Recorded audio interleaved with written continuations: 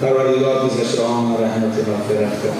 الله مهربان جمعی بزرگی که در اینجا جمع شده‌اند سلام و صلوات ما را با حبیب و پروردگار همیشه نصیب و رزق کن. پروردگار ما در این دنیا پیغمبر ندیدیم، به عشق و علاقه پیغمبر هستیم. خدای مهربان در این دنیا از دیدار حبیب نصیب ما نکردی.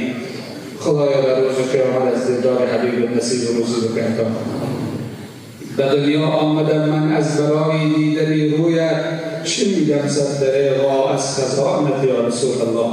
ما و شما برادر عزیز به این دنیا آمدیم که حبیب خدا ببینیم، اما صد افسوس‌ها که حبیب خدا صلی الله علیه و سلم نیست. خدای مهربان فردای قیامت ما و شما را با پیغمبرش حشر بگرداند. الله مهربان محبت پیغمبر در قلب ما و شما پر بگرداند. پروردگار مهربان ما و شما را سعادت دنیا و آخرت نصیب و روزی بگرداند.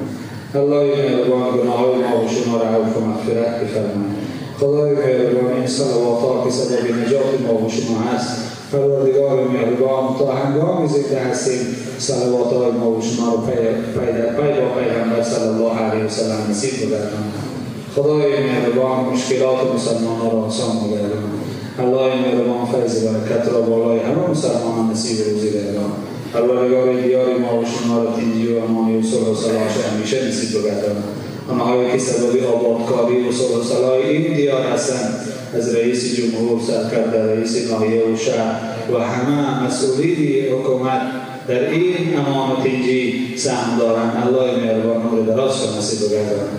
پروردگار مهربان خدمت شما در این ملت بیشتر گرداند. خدای مهربان بیمار اهل اسلام شفای کامل و صحت عاجل نصیب بگرداند. پروردگار مهربان ما و شما را هنگامی که مرگ و سراغمان می‌آید، عزراییل و سراغمان می‌آید، ایمان آمان سالم نگهدارد. پروردگار مهربان ایمان ما و شما را همراه با ما به سوی قیامت سفر نصیب بگرداند. پروردگار مهربان به حال ما و شما در این دنیا رحم داشته باشید. خدای مهربان ما گناه‌های زیاد کردیم، هیچ گناهی ما قابل ذکر نیست. پروردگار گناه‌هامان از حد زیاد شده است. پروردگار مهربان گناه‌های ما را عفو و مغفرت بفرما. خدای مهربان رحمت تو بی‌کنار است. خدایا ما بنده هستیم و تو رب هستی. خدایا ما را برای رحمتت خلق کردی. پروردگار از رحمتت برای ما نصیب و روزی بکن. خدای مهربان گناه‌هامان عفو و مغفرت بفرما. خدای روز قیامت رو سیاه و حشر نگردان. پروردگار شرمندگی روز قیامت را به سوی تو پناه میبریم. خدای از شرمندگی روز قیامت به سوی تو پناه میبریم. الها دعامان را به درگاه قبول فرما. پروردگار به درگاه تو آمدیم. هیچ درگاهی خوبتر از درگاه تو نیست. تو بنده نواز هستی. خدایا خودت گفتی بنده من دست به دعا بردارم. بگه یا الله یا الله یا الله، من شرم میدانم دعاش قبول نکنم. خدایا ما به درگاه تو دست برداشتیم. خدایا از درگاه تو ناامید نیستیم. خدایا ناامید ما مگردم از این درگاهت. پروردگار گناهامون عفو و مغفرت بفرما. خدای مهربان گناهامون عفو و مغفرت بفرما. پروردگار از کمبودی‌هامون خجالت هستیم پیش تو. خدایا اگر پرده رحمت از بالای ما دور کنی شرمنده دنیا و قیامت میشیم. الها قلم عفو و مغفرتت را بر گناهامان در بکش. خدای مهربان پدرهامان رحمت میکن، مادرهامان رحمت کرده باشی. فرزندهامان پروردگار در جاده شریعت استوار بگردان. خدای اونهایی که از ما گذشتن و امیدی دارند پروردگار قبرشون را باغ از باغ‌های جنت گردان.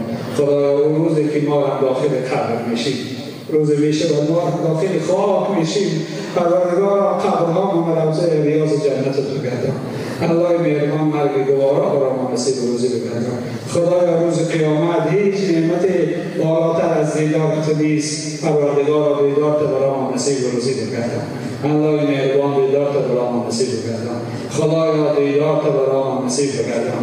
خدایا هیچ روز برای ما خوشتر از روزی نیست که تو صدا بزنی بندگان من بیایید، بندگان من بیایید داخل جنت بشین. این صدا را خدایا شنیدن چه برای ما نصیب و روزی بگردان.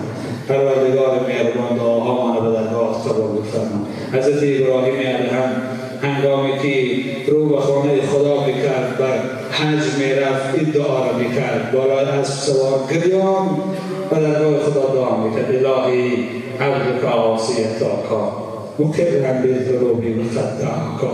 پروردگارا بنده پرگناه آمده است، بنده عاصی و روسیه آمده است. خدایا اقراری بر گناهش دارد. پروردگارا این بنده را به درگاهت قبول می‌فرما. خدای ما هم با گناهان آمدیم، چیزی دیگر نداریم.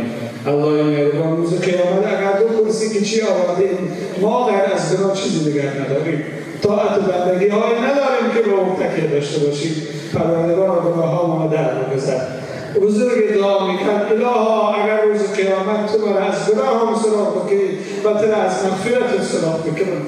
خدایا اگر تو مرا از گناهم سراغ بکنی و تر از مهربانیت سراغ بکنم. خدایا خودت گفتی من برای بندگانم مهربان هستم. خودت گفتی صفت تو هست، رحمان و رحیم صفت تو هست. پروردگار از این صفت برای ما نصیب بکردم. الها از این صفت برای ما نصیب بکردم. پروردگار داخل جنت شدنی همه بندگان مؤمن خاص حاضرین و نصیب و روزی بکردم. پروردگار مشکلی این جمع را آسان بکردم. پروردگار بیمارای این جمع را شفا و بیمارای اهل اسلام را شفای کامل صحت عاجل نصیب و روزی بکردم. اللهم انک عفو کریم تحب العفو فاعف عنا یا رب العالمین. اللهم صل على سيدنا محمد ما ذكره الذاكرين وغفل عن ذكره الغافلين الى يوم القيامه. اللهم صل وسلم على سيدنا ونبينا محمد وعلى اله واصحابه اجمعين برحمتك يا ارحم